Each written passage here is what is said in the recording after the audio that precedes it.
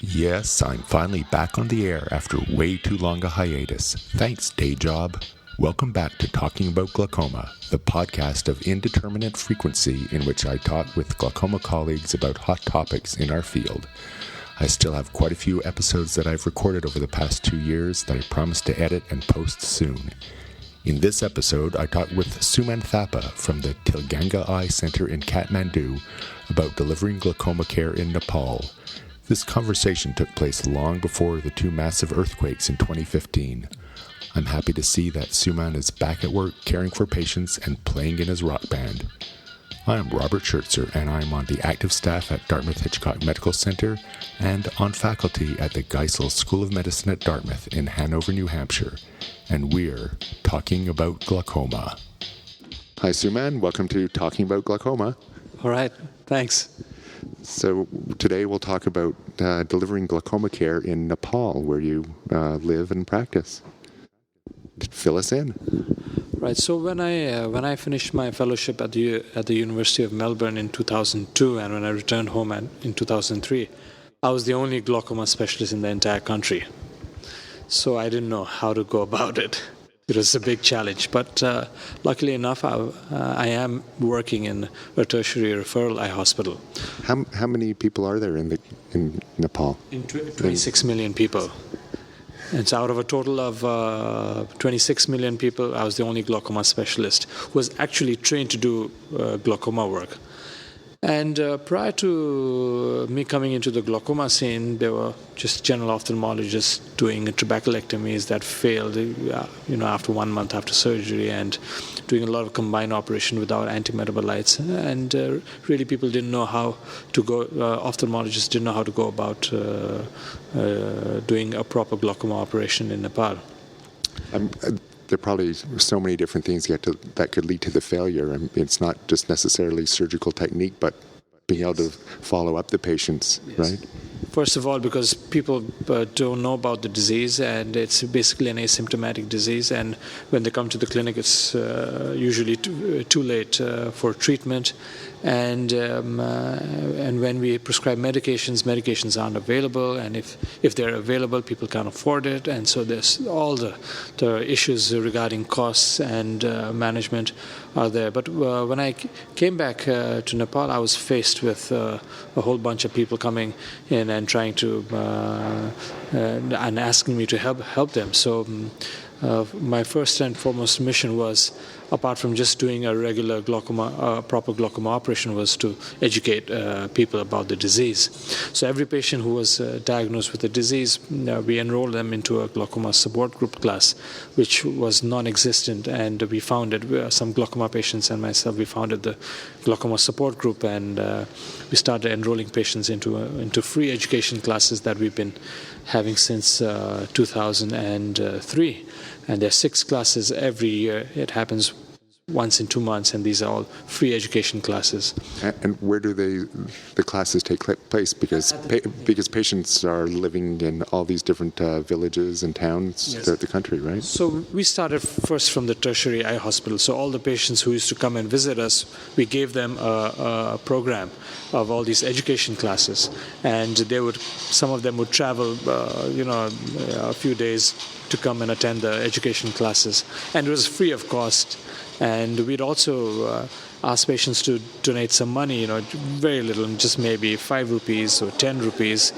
And now over the years, we have had a very successful education program, and we have also raised a lot of money through our education programs, and glaucoma patients donate money to support treatment for those patients who cannot afford treatment. So from an awareness point of view, and looking at it 10 years down the line, we have actually written a paper about our strategy in promoting awareness and raising money to support glaucoma patients, because in our country there is no social insurance, people aren't insured, and so we started right from the glaucoma patients themselves.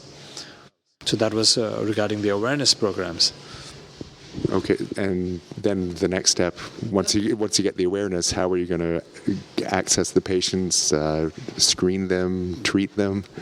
And then after that we said, okay, now this is one way of educating the patients. Then we said, it was not possible to screen all the patients who were coming to the hospital. It wasn't a problem because we were examining them, doing all that was required clinically, and treating them with either surgery or medication for those who could afford. But also we realized that for patients living outside the hospital, it was also important to go and reach them there. And we have a very effective cataract screening program out in the villages, where our ophthalmic technicians, they go into the villages and they're taught to screen glaucoma. So we'd go with them and we'd screen glaucoma just on patients who had cataracts. So it was an opportunistic screening and just targeting people who are above the age of 60 years old to start with. The screening isn't easy. When we say go to the different villages, it's not like you load up your truck or your mobile ophthalmology clinic and go to the villages, right? Yeah. So some of the clinics are, we take all our instruments and we go to these clinics and spend one whole day screening cataract patients and referring them for surgery. And at the same time, we measure the pressure and we look into the optic nerve and we bring the patients back to the hospital for a glaucoma treatment. So this we did this in surrounding villages around Kathmandu, and we found that the opportunistic screening it led to quite a big screening. It was very effective in screening glaucoma patients because we found that out of maybe 20 cataract patients, we also found maybe 5 of them had glaucoma. So that was a good way of getting patients into our clinic. And word of mouth, then again, the patients would go back and say that we have a condition called glaucoma. It doesn't improve with unlike cataract. So we again enrolled them into our education program, and we also have pamphlets regarding awareness of glaucoma. So we kind of spread awareness as well as screened and brought patients. With a number like that, if 5 out of 20 cataract patients also turned out to have glaucoma, I'm assuming the main reason for that is that they're being found later in the course of disease. It's not necessarily true increased prevalence of glaucoma. Is that right? No, it doesn't reflect the prevalence of glaucoma because it is in fact just an opportunistic screening. But for screening, screening only for glaucoma, it's very expensive and it's not beneficial in our community. So we have to combine it with cataracts. So this has happened, and we have now data from adjoining districts, and we've published that there's no point measuring the intraocular pressure. It's just looking at the optic nerve and looking at structural damages of the optic nerve that actually help diagnose glaucoma, because we know that sometimes people have glaucoma even at normal pressures, and so just in the future, we think that if there's a portable imaging device that we can take to these communities and just take their disc photographs, we'll be able to track them down. And that's just one part of our treatment again. And then also we have the mountains and the hills where they don't have any access to eye care. So a part of our cataract program, as part of our cataract delivery system, what we also did was we set up these community eye centers in very remote areas of the country.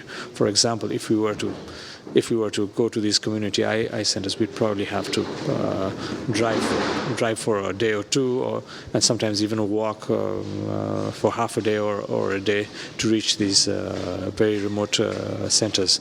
And we established community eye centers, and we also trained a local person from there who had just finished his high school and was looking for a job. We enrolled them into an ophthalmic tech program and a 3-year course in how to just examine the eye and identify the basic diseases. So we got these guys back from the community center into our glaucoma clinic, and we gave them additional training on how to look at optic discs and what a glaucoma nerve looks like, and we sent them back. And they had to report back to our hospital because they were all our community eye centers. So we have about 10 of them now, distributed all over the country. So we were able to train a couple of them, and now we also have patients coming from our community eye centers to the tertiary center for glaucoma care.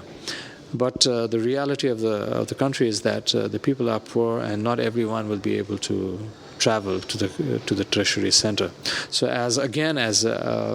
because Nepal has got a very good cataract delivery system, as a cataract program, we visit these community eye centers every year, and we do free cataract surgery. And at the same time, when patients are any patients that are suspected to have glaucoma by ophthalmic techs, we examine them and we look after them. So then how do you end up treating the patients? I mean, we've talked a lot about how you're detecting the patients who have glaucoma, and there still will be the matter of trying to deliver medicines or provide surgical care.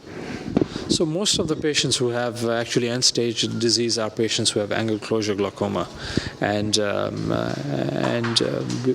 when they come to the hospital, we do a one-time combined surgery, a cataract as well as a trabeculectomy, and then we send them back and we review them.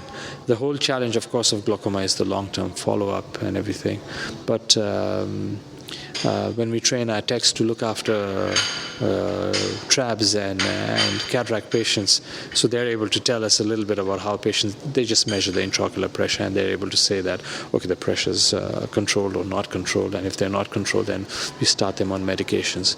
So the challenge not only lies on just doing a good operation, but also if the patient needs to follow up medications, then it's very difficult. And we do have medications that are made in India that are very very cheap, and patients are able to afford a beta blocker to be used throughout their life. So we explain to them that sometimes it's really harsh, but sometimes depending on the severity of the disease, we even counsel patients in our language, and we tell them that if you must not eat, you shouldn't eat one meal a day, but probably have to spend that money to buy your glaucoma medication if you think that they're going to go blind. Because in the villages, if one person is blind, and then the entire family is burdened. I shouldn't say burdened, but the entire family has to look after that patient, so they won't be able to do their daily, the work that. So it really is a problem. Now, I'm also assuming a lot of these patients don't need combined cataract and glaucoma surgery. Some of them do well with just cataract surgery.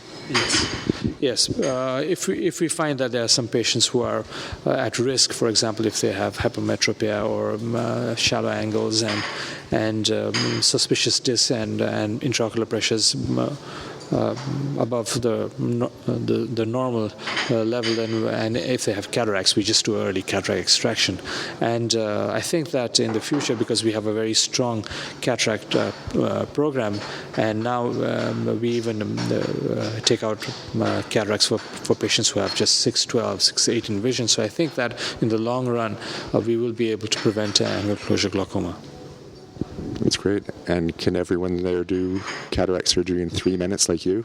Yeah, most of them can.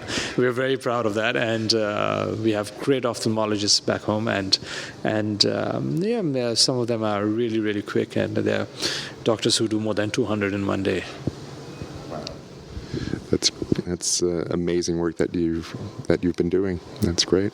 Any other comments you'd like to make before we wrap up? Yeah, we recently did an epidemiology study following the international standards set by the ISGO, and for a country like Nepal, I think that this is groundbreaking work for all the resources and everything. And in one district adjoining Kathmandu, maybe about 20 kilometers away, we were able to do a 30 cluster sampling, and we examined 5,000 people, and we found the prevalence of glaucoma in one ethnic community where we had suspected that glaucoma would be a high prevalence of glaucoma. And we had some good news, is that glaucoma wasn't really there wasn't a very high prevalence of glaucoma in this community. And this community actually does reflect a large population of the country as well. And also the prevalence of blindness in that district was really low, and the cataract surgical rates were higher than 90%. So that was proof that our doctors were really doing a good job and doing a great, were delivering a great eye care. And along with that, we've also started a genetic study for angle closure glaucoma with a university in Australia, and we are now getting some genetic information on this very severe disease in Nepal. That's great. Thanks so much for talking today. And I'll post some links to some of your articles on the website for the show, and also they'll be included in the enhanced version of the podcast.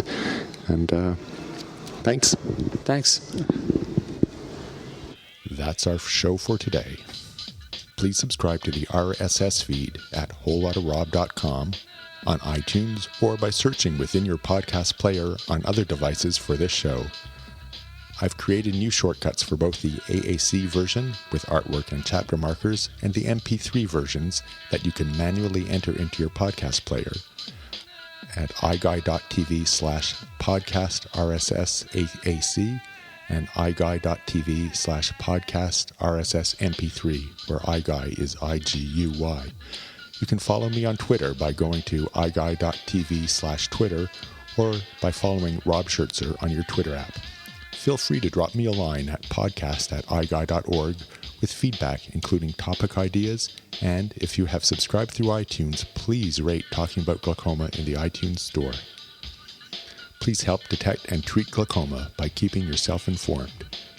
As a reminder for Canadian ophthalmologists, each podcast episode is worth half a credit in Section 2 under Podcasts. You can also use any podcast to inspire you to learn more about a topic and earn even more CPD credits, because learning projects are worth 2 credits per hour.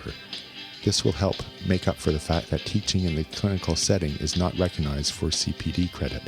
So subscribe to this podcast, tell your friends about it, and bug me to complete more episodes.